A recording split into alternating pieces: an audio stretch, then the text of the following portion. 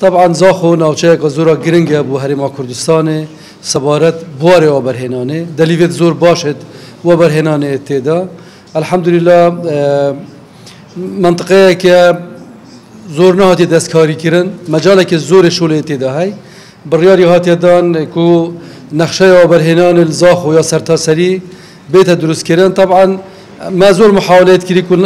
نقشه و برهنان الهمو هرما کردستان درست کردن الحمدلله دلیوک باش مل زاخو های که امن زاخو دست بکن بود درست کردن نقشه و برهنانی که اول دست پیش خلیه که زور آمازن بی و زور سپاسیا که گهدارید که سرپرشتیاری داره زاخو که وعد بود درست کردن نقشه و برهنانی او زویزارت پیوست بو همی سکتریت آبوریت که ناف یاسه برهنان مجال های اموالات پیبدین زویزار بین دابین کرن و پشرا دستکاری یعنی پیدا چونه و ماستر پلان از خو بیت کردن به هندک جهت تایبت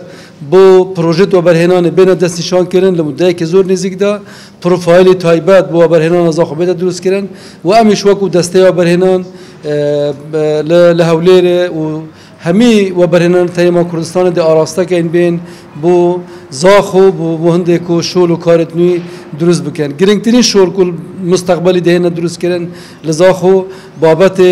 نوچه پیش سازیه نوچه بازرگانی آزاده که انشالله ده شولک سیته کرن که ده قازانج بو همو هرما کردستان بیتن که دلیوه که زور باشه بو استثمار توی باری ده زور و سپاس